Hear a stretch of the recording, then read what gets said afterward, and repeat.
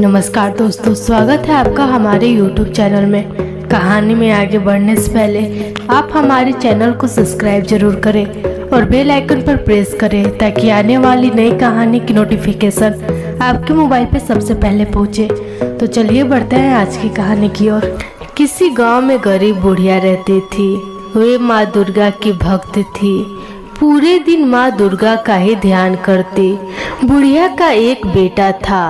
वे भी अपनी माँ से बहुत प्यार करता।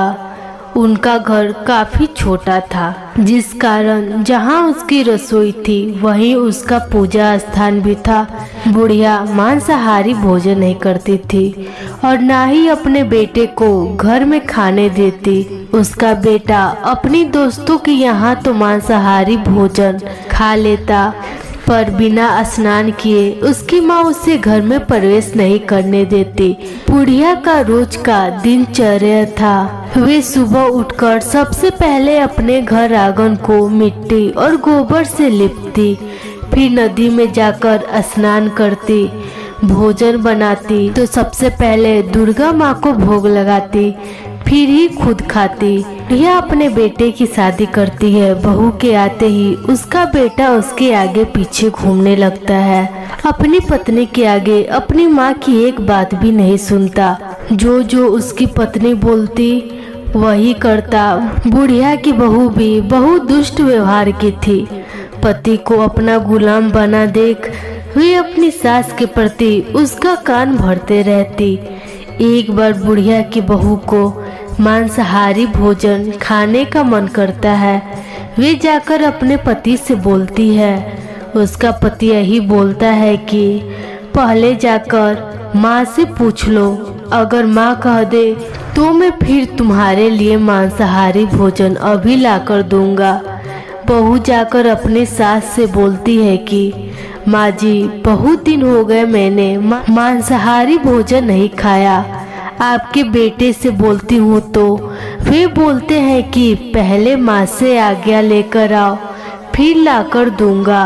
अब आप ही जल्दी से बोल दो तो मैं मंगवा लूँ। बुढ़िया अपनी बहू से बड़े प्यार से बोलती है कि बहू, हमारा घर छोटा है और जहाँ हमारी रसोई है वहाँ पूजा का स्थान भी है, तो हमारे घर में मांसाहारी भोजन कैसे बन सकता है? और तुम तो नई नवेली बहू हो तो बाहर जाकर भी नहीं खा सकती।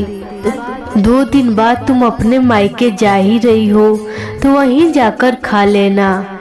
इतना सुनते ही बुढ़िया की बहू को काफी ज्यादा गुस्सा आ जाता है और वे रोते हुए जाकर अपने पति से बोलती है कि मैंने तो तुम्हारी माँ से तुम्हारे ही कहे अनुसार पूछने गई थी, पर तुम्हारी माँ मेरे ऊपर भड़क गई और मेरे साथ ही साथ मेरे मायके वालों को भी खड़ी खोटी सुनाने लगी। बुढ़िया का बेटा तो पहले से ही पत्नी का गुलाम था और पत्नी को रोता देख बिना पूरी बात जाने गुस्से में अपनी माँ को घर से निकाल देता है और अपनी पत्नी के लिए मांसाहारी भोजन उसी रसोई में बनाकर देता है। बुढ़िया भी अपने घर से कुछ दूर पे झोपड़ी बनाकर रहती है और घर घर से भिक्षा मांगकर खाती है। बहुत दिन बीत चुके थे, पर जब से बुढ़िया को उसकी बहू ने घर से निकाला था उसके बाद उसके घर में रोज रोज अलग अलग पकवान तो बनते, पर उसकी बहू ना माँ दुर्गा का भोग लगाती और ना ही उनकी पूजा करती। पर बुढ़िया को जितना भी खाने के लिए मिलता उसी में से सबसे पहले माँ दुर्गा को भोग लगाती, फिर खुद खाती। एक बार माँ दुर्गा भिखारी के भेष में बुढ़िया के बहू के घर पहुंच गई और खाना मांगने लगी। बुढ़िया की बहू के घर उस दिन बहुत सारे पकवान बने थे, पर उसने उस भिखारन को अपने द्वार से ही भगा दिया। फिर माँ दुर्गा बुढ़िया की झोपड़ी में गई। उस दिन बुढ़िया को ज्यादा खाना नहीं मिला था और उसे भूख भी जोर की लगी थी। वो जैसे ही खाने बैठती है, माँ दुर्गा भिखारन के रूप में उसकी कुटिया में पहुंचती है और खाना मांगने लगती है। यह ने उसे बड़े सम्मान के साथ बैठाकर अपना भोजन करवाया।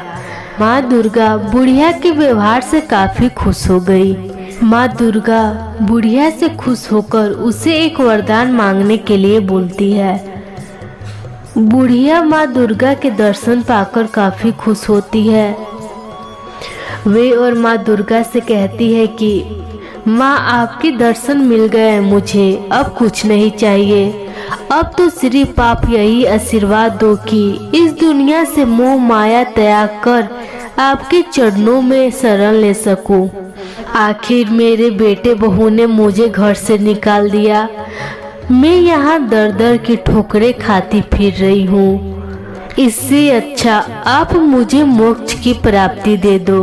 माँ दुर्गा बुढ़िया को स्वर्गवास का आशीर्वाद देते हुए वहाँ से चली जाती है। कुछ ही दिनों के बाद बुढ़िया भी प्राण त्याग देती है। अपनी सच्ची भक्ति से तो बुढ़िया को माँ दुर्गा के चरणों में स्थान मिल जाता है, पर उसके बेटे और बहू को भी उनके कर्मों की सजा मिलती है। उनकी आर्थिक स्थिति इतनी ज्यादा खराब होने लगती है कि जिस प्रकार उन्होंने अपनी बुढ़िया माँ को घर से निकाला था, उसी प्रकार उनको भी एक समय के भोजन पर भी अकाली पड़ गई थी। बुढ़िया का बेटा और बहू हमेशा बीमार ही रहते। बुढ़िया का बेटा भी काम धंधा छोड़ के घर में ही बैठा रहता, जिसके कारण उनकी घर की आर्थिक स्थिति काफी खराब होने लगी। अपने कर्मों के अनुसार बुढ़िया को तो स्वर्गवास की प्राप्ति हुई और उसकी बहू को उसकी करने की सजा मिली।